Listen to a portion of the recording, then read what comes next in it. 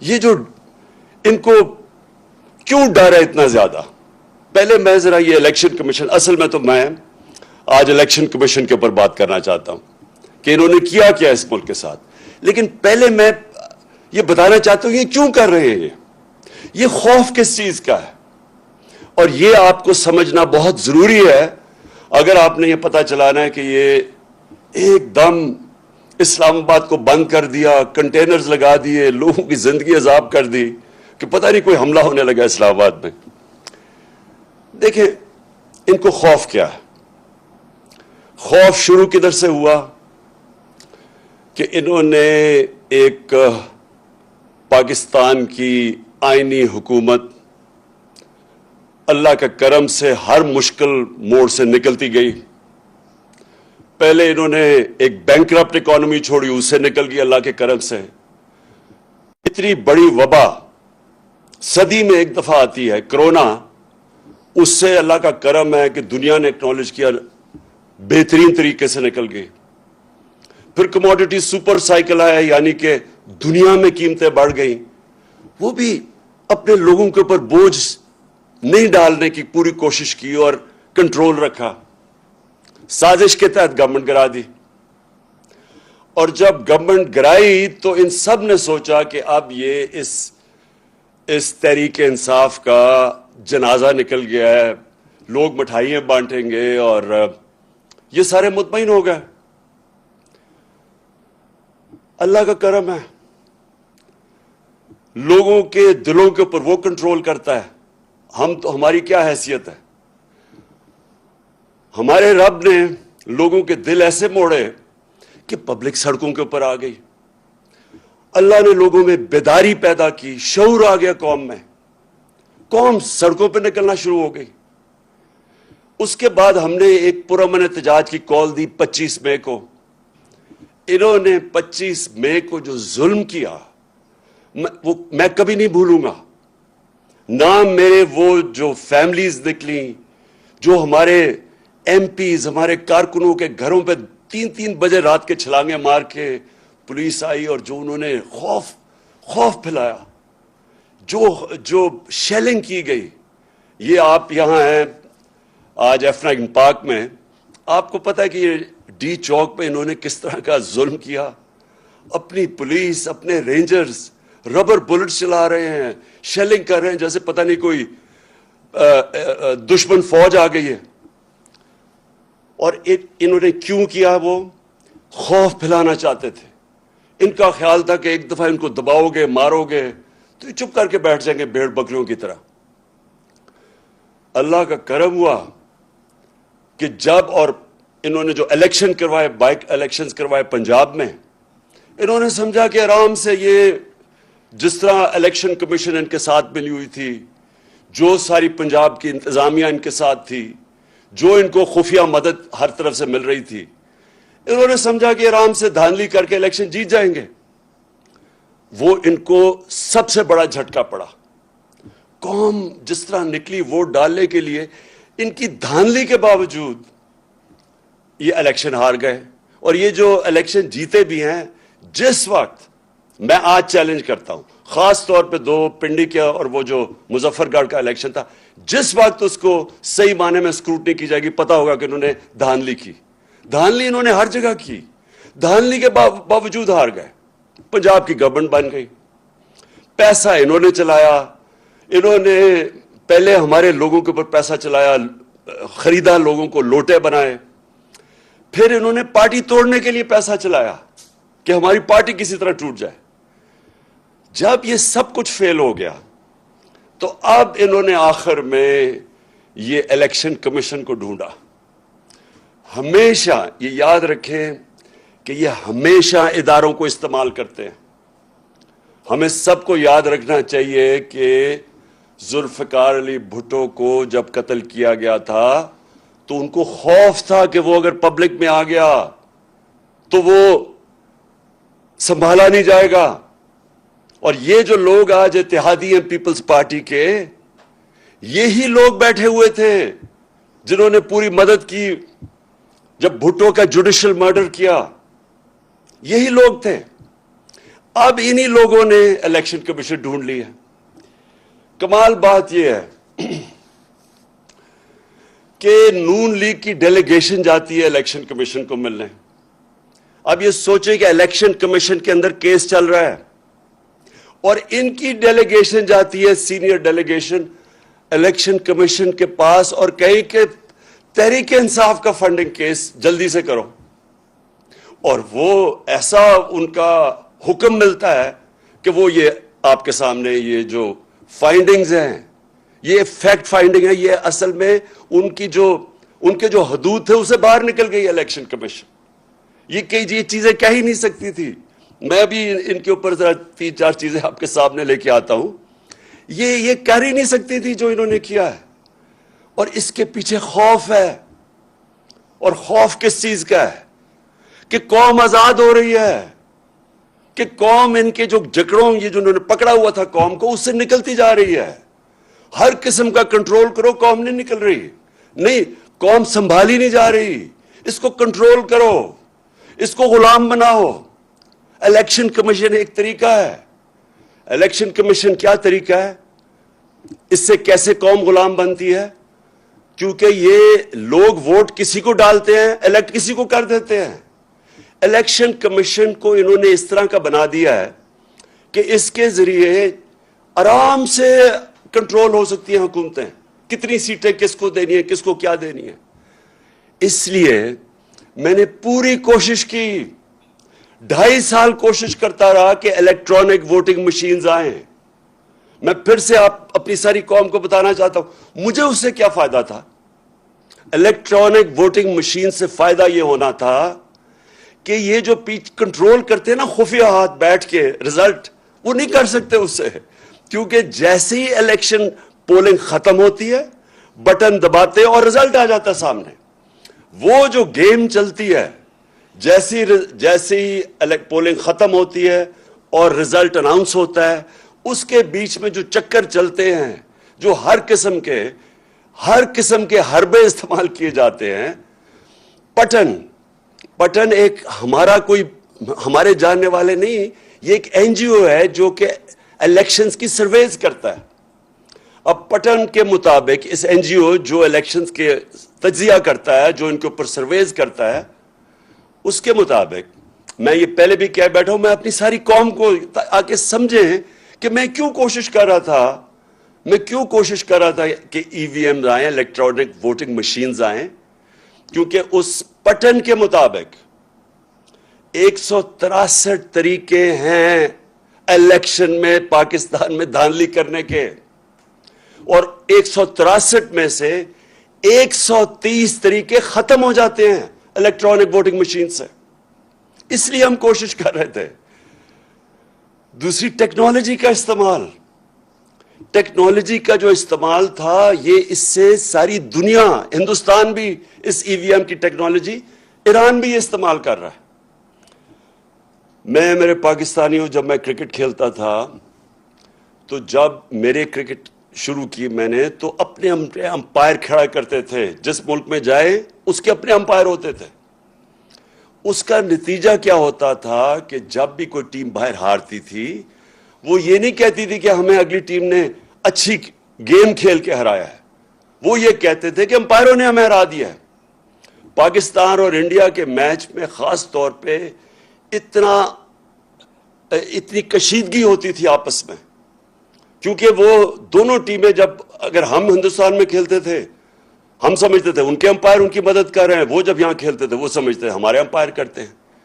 تو میں وہ کیپٹن تھا اور ہماری وہ پاکستان ٹیم تھی, دنیا کی تاریخ میں پہلی دفعہ ہم نیوٹرل امپائر لے کے آئے, اور اس کے ساتھ ساتھ ٹیکنالوجی آئی.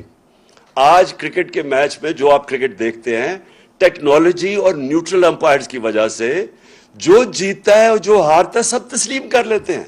یہی میری کوشش تھی اس کی الیکٹرانک ووٹنگ مشینز پہ.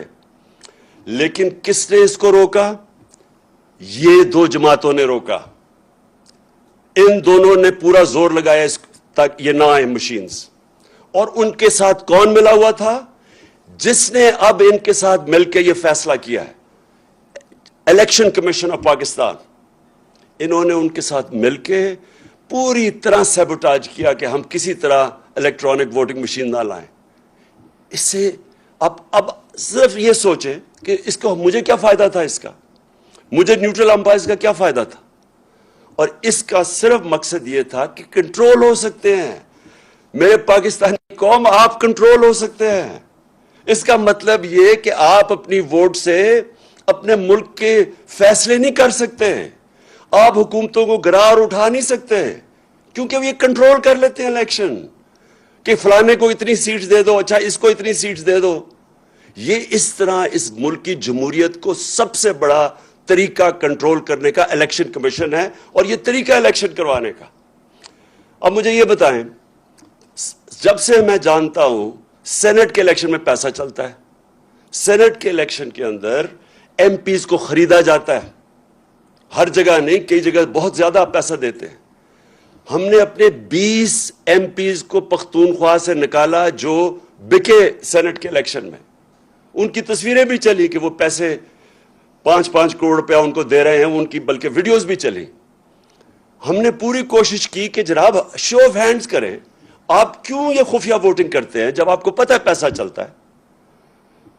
سپریم کورٹ کو میں داد دوں گا، انہوں نے کہا کہ ووٹ کو ویریفائی کرنا، یعنی کہ پتہ چلنا چاہیے کہ ووٹ ایک میرا ایم پی کس کو ووٹ کر رہا ہے. اس الیکشن کمیشن نے نہیں ہونے دیا. اور پھر یوسف رضا گیلانی کے الیکشن میں پیسہ چلتے ہوئے ویڈیو پکڑی گئی. وہ ویڈیو پکڑی گئی. دنیا میں سوچیں کہ کیا ہوتا کہ اگر آپ کا ایک ایم پی پیسے لے رہا، سینیٹر پیسے لے کے بن رہا ہوتا. سوچیں کسی بھی مہذب معاشرے میں اس کا کیا ری ایکشن ہونا تھا. لیکن یہ الیکشن کمیشن بیٹھا ہے، اس کو کوئی فرق نہیں پڑا. پھر بائی الیکشن ہوا خانیوال میں، پیسے دیتے ہوئے لوگ پکڑے گئے. لاہور میں الیکشن ہوا، پیسے دیتے ہوئے پکڑے گئے. پھر یہ ہماری منڈی لگی یہاں سندھ ہاؤس میں، ساروں کو پتا تھا ریٹ کتنا ہے، 20 سے 25 کروڑ روپیہ لوگوں کو ایم پیز کو خریدا جا رہا ہے، ایم این ایز کو. کوئی الیکشن کمیشن کو فرق نہیں پڑا، کوئی کسی کو میڈیا، یعنی جو اس ملک کے اندر سوچے، ہمارے بچے دیکھ رہے تھے، اس ملک کی یوتھ دیکھ رہی ہے. کوئی کسی کو ان کو ایسے الیکشن کمیشن کو شرم نہیں آئی کہ یہ اس کا کیا مثال جا رہا ہے کہ ہمارے ایم این ایز بک رہے ہیں. وہ لوگ جنہوں نے پبلک ریپریزنٹیٹیوز، پبلک کے فیصلے کرنے، ان کی بہتری کے لیے، وہ پیسے پہ بک رہے ہیں. کوئی ایکشن نہیں لیا گیا کیونکہ بدقسمتی سے یہاں ابھی بھی پوری کوشش وہ قوتیں بیٹھی ہوئی ہیں اس ملک میں، یہ کرپٹ لوگوں کے علاوہ، جو کنٹرول کرنا چاہتی ہیں آپ کو، اس ملک کو کنٹرول کرنا چاہتی ہیں، عوام کی رائے کو کنٹرول کرنا چاہتی ہیں. یہ کبھی بھی اس ملک کو، جو میں آج کہہ رہا ہوں، حقیقی آزادی تب ملے گی جب ایک آدمی گاؤں سے اٹھ کے جب اپنی ووٹ کہے گا کہ ہاں میری ووٹ سے یہ ملک میں آپ تبدیلی لا سکتا ہوں. کیوں اتنی کم ہے ووٹنگ پاکستان میں؟ ساتھ والے ملک میں 70% ووٹنگ ہے. کئی ملکوں میں ووٹنگ دیکھیں کتنے لوگ نکلتے ہیں. کیوں نہیں ہمارے لوگ نکلتے؟ کیونکہ وہ سمجھتے ہیں ہماری ووٹ سے فرق ہی کچھ نہیں پڑے گا، اس لیے لوگ نہیں نکلتے. اور وہ یہ الیکشن کمیشن کی جو حرکتیں ہیں، اس کی وجہ سے یہ کنٹرول کرتے ہیں بیٹھ کے. یہ جمہوریت نہیں آنے دیتے. حقیقی جمہوریت کا مطلب حقیقی آزادی. تو میں یہ صرف آپ کو یہ سیناریو بتایا کہ اس ملک کے اندر ہم کس قسم کی جنگ لڑ رہے ہیں. اب آ جائیں کہ پولیٹیکل پارٹیز، اگر ایک پولیٹیکل پارٹی نے فنکشن کرنا ہے تو اس کو پیسہ چاہیے. پیسے کے بغیر کیسے پارٹی چل سکتی ہے؟ اور پارٹیز کیوں نہیں، آپ یہ بھی سوچیں کہ بڑے بڑے لوگ آئے اس ملک کے اندر، بڑے بڑے نام آئے، ہیروز تھے پاکستان کے، ایئر مارشل اصغر خان،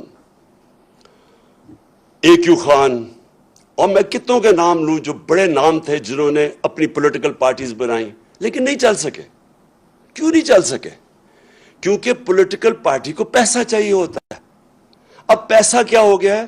یہ جو دو مافیاز ہیں، ان کے پاس پیسہ ہے، ان کی پارٹیز کے پاس پیسہ ہے، لیکن دوسرے کدھر سے پیسہ لے کے ان کا مقابلہ کرنے کے لیے؟ سب کو پتا ہے کہ جب سے نواز شریف آیا پاکستان کی پالیٹکس میں 1985، جو بھی پاکستان کی پالیٹکس سمجھتا ہے 1985 کو یاد رکھیں. وہ تھا جب ہماری پالیٹکس بدلی ہے اس ملک میں. جب سے انہوں نے ضیاء الحق نے نواز شریف کو لے کے آیا, اس کو تو سیاسی آدمی نہیں تھا, اس کی تو حلقہ ہی نہیں تھا, تو وہ کیسے پولیٹیشین بنا؟ پیسے چلا کے, پلاٹس دے کے, رشوتیں دے کے, چھانا مانگا کی سیاست شروع ہوئی. ادھر سے پاکستان کی پالیٹکس اور ہی مہنگی ہونی شروع ہو گئی. تو جو لوگ اس سے پہلے پالیٹکس کا سوچ بھی سکتے تھے, جو عام مڈل کلاس یعنی جو تنخواہ دار یا جو پروفیشنلز, ان کے لیے پالیٹکس اتنی مہنگی ہوگی کہ وہ پالیٹکس سے باہر ہونا شروع ہو گئے. اور یہ دو مافیاز بیٹھ گئے. میں جب پالیٹکس میں آیا تو 14 سال تک ہماری پارٹی چھوٹی رہی. وہ کیوں چھوٹی رہی؟ کیونکہ بڑا مشکل تھا پیسہ اکٹھا کرنا. کیونکہ لوگ ابھی تک, میں تو عوام کے پاس سے گیا پیسے اکٹھے کرنے, اور تو میں تو پہلے دن سے ان دونوں کو مافیاز کو چیلنج کر رہا تھا. تو ہمارے لیے پیسہ اکٹھا کرنا بڑا مشکل تھا. اللہ کا کرم ہوا تب بھی اس نے لوگوں کے دل بیدار کیے, لوگوں کے دل موڑے, اور لوگوں نے پیسہ دینا شروع کیا. سب سے پہلے پیسہ کس نے دیا؟ بیرون ملک پاکستانیوں نے. انہوں نے کیوں پیسہ دیا؟ کیونکہ وہ سمجھ گئے تھے جو بیرونی ملک پاکستانی ہیں ان میں شعور ہے, کیونکہ انہوں نے ڈیموکریٹک سسٹمز دیکھے ہوئے ہیں. برطانیہ میں بیٹھے ہوئے ہیں, امریکہ میں بیٹھے ہیں, یورپ میں ہیں. ان کو پتہ ہے کہ ڈیموکریٹک سسٹم ہوتا کیا ہے. انہوں نے دیکھا کہ یہ دو مافیاز آ رہے ہیں, باریاں لے رہے ہیں, پیسے بنا رہے ہیں, تو انہوں نے سب سے پہلے مجھے سپورٹ کیا. تو وہ کیسے سپورٹ کیا؟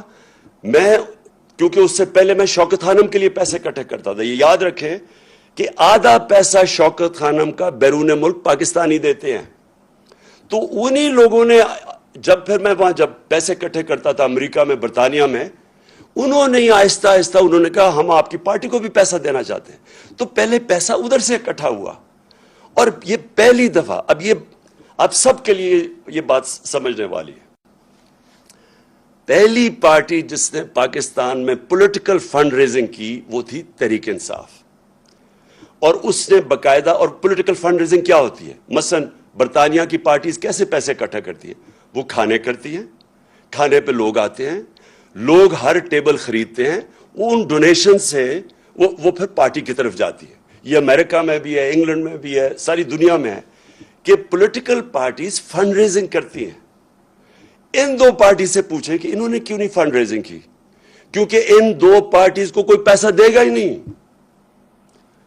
ان سے پوچھے ہم کیوں کہتے گئے کہ ہمارے کیس بھی سنیں اور ان دونوں پارٹیز کے کیس بھی سنیں. لیکن اس الیکشن کمیشن نے جبکہ 2 دفعہ عدالتوں نے کہا کہ ہمارے اکٹھے کیسز سنیں, اس نے یہ بالکل ان کے کیسز نہیں سنے, اور نہ ہی اس نے سننے ہیں. کیونکہ جس دن آپ سب کو پتا چلا کہ ان کی فنڈ ریزنگ کیا ہے, آپ کو حیرت ہوگی کہ پیسے کیسے اکٹھے کرتے ہیں. آپ سوچیں گے کہ یہ چلتی کیسے ہیں پارٹیز, کیونکہ ان کے پاس کوئی ڈونر بیس ہی نہیں ہے. ہمارے پاس 40,000 ڈونر بیس ہے. مجھے یہ بتائیں ان کو کون لوگ ڈونیٹ کرتے ہیں؟ تو وہ اسی لیے ان کی فنڈ ریزنگ سامنے نہیں آ رہی. تو ہم نے سب سے پہلے فنڈ ریزنگ شروع کی. دنیا میں گیا, ہمیں بلائے, ہم نے اپنے سیلز کریٹ کیے, ہماری پی ٹی آئی امریکہ بنی, پی ٹی آئی برطانیہ بنی, تھوڑے تھوڑے پیسے شروع کیے. اس طرح ہماری پارٹی اوپر آنی شروع ہوئی. اب یہ جو الیکشن کمیشن کہہ رہا ہے, جہاں تک مجھے یہ سمجھ آئی ہے, یہ اگر آپ اس کو غور سے دیکھیں تو یہ کہہ رہا ہے کہ بیرون ملک کی سے پیسہ اکٹھا وہی غلط ہے. یہ تو کہہ رہا ہے وہ فورن فنڈنگ ہے. تو مجھے یہ سمجھائیں کہ اگر یہ فورن فنڈنگ ہے تو یہ جو پاکستان کو 31 ارب ڈالر بیرون ملک پاکستانی ریمیٹنس بھیجتے ہیں, وہ کیا ہے پھر؟ اگر وہ پیسہ نہ ہے تو پاکستان اگلے دن بینکرپٹ ہو جائے. تو یہ اپنے لوگ ہمیں پیسے دے رہے ہیں.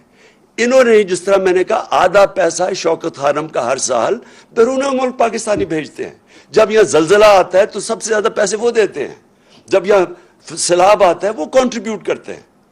تو یہ الیکشن کمیشن تقریباً یہ کہہ رہا ہے کہ اوورسیز پاکستانی جب آپ کو پیسے دیں گے تو یہ ہو جائے گا فورن فنڈنگ. میں اس سے ایک اور سوال پوچھتا ہوں کہ کیا آپ کو پتا بھی ہے کہ فنڈ ریزنگ ہوتی کیسے پولیٹیکل؟ کیا آپ نے تحقیقات کی اس پہ؟ انہوں نے کہا جو ایل ایل سی بنی ہوئی ہے ہماری امریکہ میں، اس نے کہا کہ یہ کوئی فورن کمپنی ہے۔ آپ سب کے لیے یہ سمجھنے کی بات ہے، ایل ایل سی کا مطلب جو لمیٹڈ لائبلٹی کمپنی بنتی ہے امریکہ میں، یہ قانون کے مطابق آپ کو بنانی پڑتی ہے۔ اگر آپ امریکہ میں پیسے اکٹھے کریں تو آپ کو لیگل اینٹی بنانی پڑتی ہے قانون کے مطابق، اور قانون کے مطابق اگر آپ نے پیسے اکٹھے کرنے ہیں پولیٹیکل پارٹی کے لیے بھی تو کوئی آپ کو پیسہ نہیں دے گا۔ امریکہ میں لوگ پیسہ نہیں دیتے جب تک ان کو یہ نہ پتا ہو کہ وہ لیگل اینٹی ہے۔ شوکت خانم کے لیے میں جب پیسہ اکٹھا کرتا ہوں انگلینڈ سے اور امریکہ سے، تو ہمارا آئی کے سی اے رجسٹرڈ چیریٹی ہے، لوگ اس کو پیسہ دیتے ہیں، وہ ڈائریکٹ پیسہ ہمارے پاس نہیں بھیجتے، وہ پہلے ادھر پیسہ دیتے ہیں، ادھر سے پیسہ آتا ہے۔ اسی طرح جو پاکستانی ایل ایل سی کو پیسہ دیتے ہیں وہ ہمارے پاس آتا ہے۔ تو یہ فورن فنڈنگ نہیں ہے۔ فورن فنڈنگ ہے کیا؟ فورن فنڈنگ یہ ہے کہ جب آپ کسی اور بیرون ملک سے پیسہ اکٹھا کریں، کیونکہ وہ آپ کی پالیسی متاثر کر سکتا ہے۔ فورن فنڈنگ یہ ہے کہ آپ کسی ملٹی نیشنل کمپنی سے پیسہ اکٹھا کریں، مثلا نیسلے ہے، اگر آپ اس سے پیسے لیں تو یہ آپ کی پالیسی متاثر کر سکتا ہے، اس لیے یہ اس کو یہ پروہیبٹڈ فنڈ ریزنگ ہے۔ اور فورن فنڈنگ یہ بھی اب انہوں نے 2017 کے بعد قانون بنایا کہ فورن فنڈنگ یہ ہے کہ اگر بیرون ملک کوئی کمپنی سے بھی پیسہ لے تو وہ غلط ہے۔ ہمارے سارے پیسے یہ جو ساری رپورٹ آئی ہے یہ ہے 2012 کی، تو سب سے پہلے تو 2012 کی جو رپورٹ آئی ہے، میں یہ چاہتا ہوں کہ اس وقت آپ ذرا ویڈیو دیکھیں جن کو انہوں نے کہا ہے کہ یہ فورن فنڈنگ ہے۔ میں ذرا چاہتا ہوں کہ یہ ذرا ویڈیو چلائیں تاکہ آپ سب دیکھیں کہ کس کو کہہ رہے ہیں کہ فورن فنڈنگ ہے۔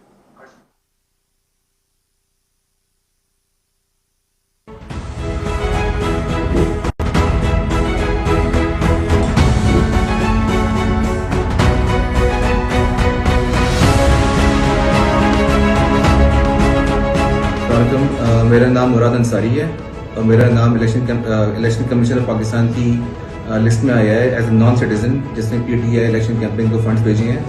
تو میں جس کلیئرفائی کرنا چاہ رہا تھا کہ میں پاکستانی نیشنل ہوں اور میرے پاس ڈول نیشنلٹی ہے، پاکستان کی اور کینیڈا کی۔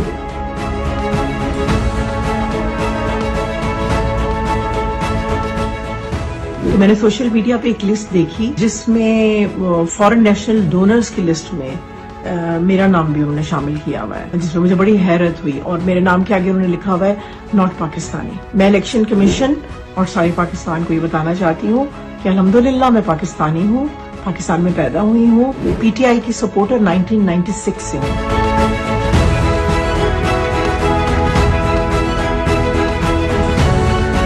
اختر جاوید میرا نام ہے۔ 2013 میں پی ٹی آئی کا یہاں پی پی 89 پیر محل سے ٹکٹ ہولڈر تھا۔ میری کمپنی زین کاٹن پرائیویٹ لمیٹڈ 1992 میں رجسٹرڈ ہوئی تھی فیصل آباد میں، جس کی رجسٹریشن اور ڈاکومنٹ سارے میں نے دکھائے ہیں۔ میں نے پارٹی کو 10,000 روپے چندہ دیا تھا، جو کہ انہوں نے ابھی میرے دوست نے بتایا کہ آپ کا نام فارن فنڈنگ میں آ گیا۔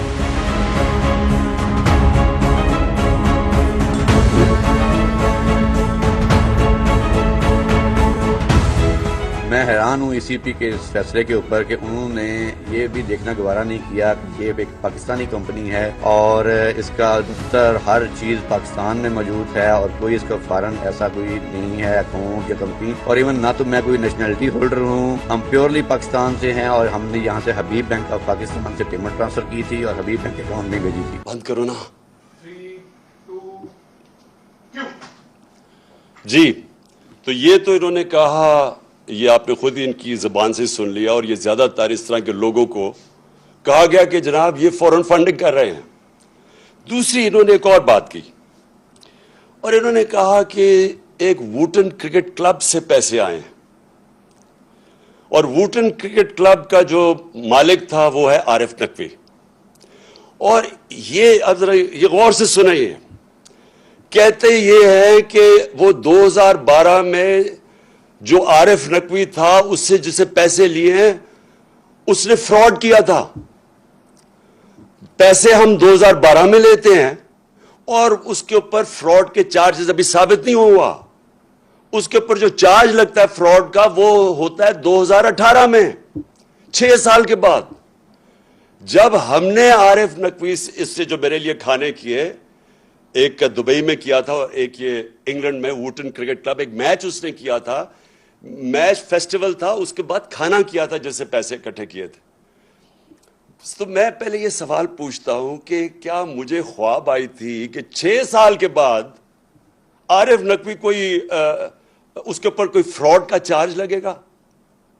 और फिर एक फाइनेंशियल टाइम्स के इंडेक्स को ले लेते हैं ये, और फाइनेंशियल टाइम्स का वो जो एक उसका आर्टिकल है, लेकिन फाइनेंशियल टाइम्स के आर्टिकल की वो जिधर उसने $20 बिलियन नवाज शरीफ को और शहबाज शरीफ को उसी आर्टिकल में लिखा हुआ है, वो जो दिया था, वो मैं हैरान हूं कि उम्मे हरीम को उस चीज का पता नहीं चला।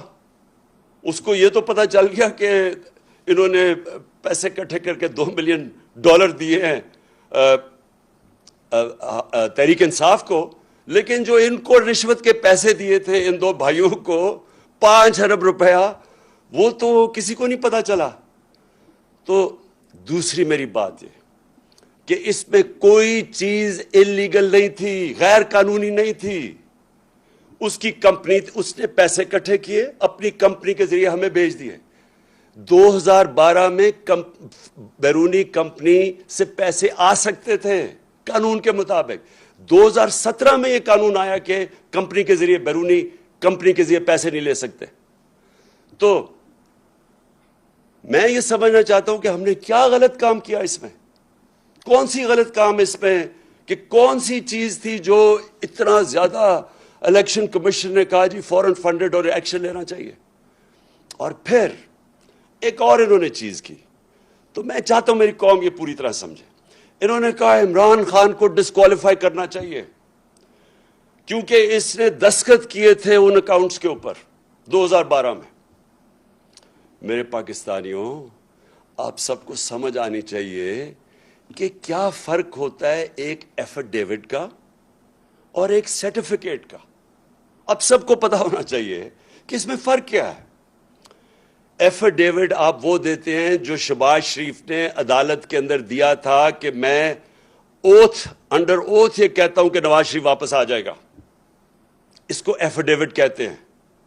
एफिडेविट वो होता है जब अगर मैं अपनी प्रॉपर्टीज बता रहा हूं इलेक्शन कमीशन को कि मेरी कौन कौन सी प्रॉपर्टीज हैं, या उसको जब अपने कागज दर्ज करवाते हैं तो तब आप एफिडेविट देते हैं कि ये सारी प्रॉपर्टीज मेरी हैं और मैं इसको एफिडेविट दे रहा हूं।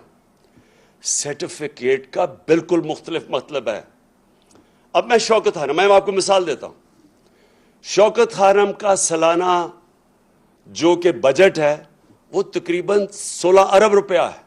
मैं हूं चेयरमैन बोर्ड का, मेरे सामने वो आता है बजट, वो साइन करवाने के लिए जो ये सर्टिफिकेट जिसकी ये बात कर रहे हैं, शौकत खानम का। अकाउंटेंट्स होते हैं हमारे, उन्होंने पूरा देखा होता है, फिर वो ऑडिटर्स वो देखते हैं उसको, फिर वो मुझे बैठ के कहते हैं कि जी हमने ये सारे अकाउंट्स देख लिए हैं, तो अब आप इसके ऊपर साइन कर दें। और जब मैं साइन करता हूं तो मैं ये कहता हूं कि to the best of my knowledge, जहां तक मुझे पता है ये अकाउंट ठीक है, क्योंकि मैं उनके ऊपर रिलाय कर रहा हूं। मैंने तो 18 अरब की कोई काउंटिंग नहीं करनी, मैं तो अपने ऑडिटर्स और अकाउंटेंट्स के ऊपर कहूंगा। तो यही वहां हुआ, उस पर लिखा हुआ है कि जब उन्होंने मेरे सामने ये पेश किए तो मैंने कहा जहां तक मुझे पता है ये ठीक है और साइन कर दिया। इसके ऊपर ये सारे नून लीग बड़े खुश हुए हैं, ये शैतान के चेले बड़े खुश हुए हैं कि जनाब वो मौका मिल गया, रास्ते से हटाने का इसको मौका मिल गया। वैसे तो ये हटता नहीं है, जो मर्जी कर दो, ये अवाम इसके साथ खड़ी हो गई है, कौम बेदार हो गई है, तो चलो आप टेक्निकल नॉकआउट करो, किसी तरह कोई चीज पकड़ लो। इन लोगों को शर्म आनी चाहिए, शर्म आनी चाहिए इनको। ये जो प्राइम मिनिस्टर या क्राइम मिनिस्टर और उसका जो अभी बेटा वहां से हटाया है पंजाब से, 24 अरब रुपए के इनके ऊपर करप्शन के केसेस थे। यही इलेक्शन कमीशन थी, अंडर ट्रायल थे दोनों। इस इलेक्शन कमीशन को शर्म नहीं आई कि 2 अंडर ट्रायल 24 अरब रुपए के केसेस, और इस इलेक्शन कमीशन ने इजाजत दी उसको इलेक्शन लड़ने की? कौन से दुनिया के मुल्क में इस तरह के चोरों को इलेक्शन लड़ने की इजाजत मिलती है? किधर था ये इलेक्शन कमीशन तब? एक एक चीज ढूंढ के आप बता रहे हैं जी वो किसी ने कोई $100 दिए, ओहो फॉरेन फंडिंग होगी। ये नहीं आपको नजर आया कि मुल्क के डाकुओं को आपने इलेक्शन लड़ने की इजाजत दे दी है? और आपने बाकियों के देखे 60% कैबिनेट जमानत पे है। कौन से मुल्क के अंदर जमानत पे लोगों को इलेक्शन लड़ने की इजाजत दी जाती है? किधर थी इलेक्शन कमीशन तब? और इनके साथ मिलके मुझे अफसोस होता है कि ये हमारा 22 करोड़ का पाकिस्तान है, अजीम ख्वाब पाकिस्तान, उसके ये लोग बैठे हुए फैसले करने वाले, और इनके पीछे भी वो लोग जो हैं जाती अना के लिए और अपने मफादात के लिए वो ये मुल्क को तबाही की तरफ धकेल रहे हैं।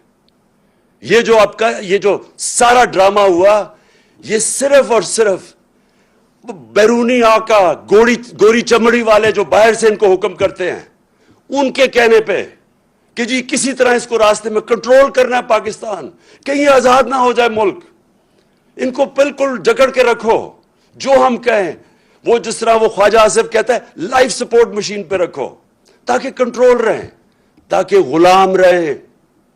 ये जो सारा ड्रामा है ये हमें गुलाम रखने के लिए है। जिस तरह के इस तरह का जो इन्होंने ये बैठ के नून लीग से और पता नहीं किसने और इनकी मदद की है इस तरह का डॉक्यूमेंट देने के लिए। मेरे पाकिस्तानियों, ये गौर से सुन लें, ये आपको जो भी करेंगे डराने की, धमकाने की और ये मीडिया के साथ मिलकर प्रोपेगेंडा करने की, आपको समझना चाहिए कि इस वक्त जंग है हकीकी आजादी की। हमने आजाद होना या नहीं होना, या इसी तरह ही चलते रहना है? पीछे से डोरियां कंट्रोल हुई, इलेक्शन कमीशन कभी आ गया, मीडिया के जरिए कभी किसी की प्रोपेगेंडा करके किसी को बुरा भला कह दिया, और ये चोर जो 30 साल से चोरी कर रहे हैं ये मुल्क के ऊपर बैठे हुए हैं। ये मुल्क बना था, मैं फिर से आप सारी अपनी कौम को जगाना चाहता हूं, ला इलाहा इल्लल्लाह इसका नारा था, कोई नहीं है खुदा सिवाय अल्लाह के। ये हमें इन झूठे खुदाओं या बैरून मुल्क के उन आकाओं के सामने झुकाना चाहते हैं, और ये कंट्रोल के तरीके हैं। ये सिर्फ कि किसी तरह हम कंट्रोल कर लें इनको। ये कौम जो मैंने देखा है, मैं आज आपको कहूं कि जो 4 महीने में मैंने अपनी कौम को देखा है, मुझे सबसे ज्यादा खुशी ये है कि ये कौम में बेदारी आ गई है। ये किसी सूरत जो मर्जी हरबे इस्तेमाल कर लें, ये जो बेदारी और शऊर का जिन निकला है बोतल से, ये वापस नहीं जाएगा। अब ये नबी सल्लल्लाहु अलैहि वसल्लम की आशिक है ये कौम। ये ला इलाहा इल्लल्लाह उस नारे पे बनने वाली कौम है। ये किसी सूरत इन चोरों को और डाकुओं को और इनके पीछे जो कंट्रोल कर रहे हैं इस मुल्क को, ये अब इनके कंट्रोल से बाहर निकल गए हैं। लेकिन मैं आप सबको कह दूं कि ये आसानी से जंग नहीं जीती जाएगी। ये ना समझिए, शुरुआत है अभी। ये जो लोग हैं जिनको मैं शैतान के चेले कहता हूं, ये आराम से इतनी देर से इस मुल्क का खून चूस रहे हैं, ये जाने नहीं लगे। आप सबको मेरे साथ मिलके जद्दोजहद करनी पड़ेगी, और इंशाअल्लाह मेरा ये अल्लाह पे यकीन है। फिर से मैं कहता हूं, जो मैंने 4 महीने से ये देखा है कौम के अंदर बेदारी, जिस तरह कौम निकलती है बाहर, इंशाअल्लाह हम उस सफर पे निकल गए हैं जिधर हम हकीकी तौर पे अपने मुल्क को आजाद करेंगे। पाकिस्तान पाइंदाबाद।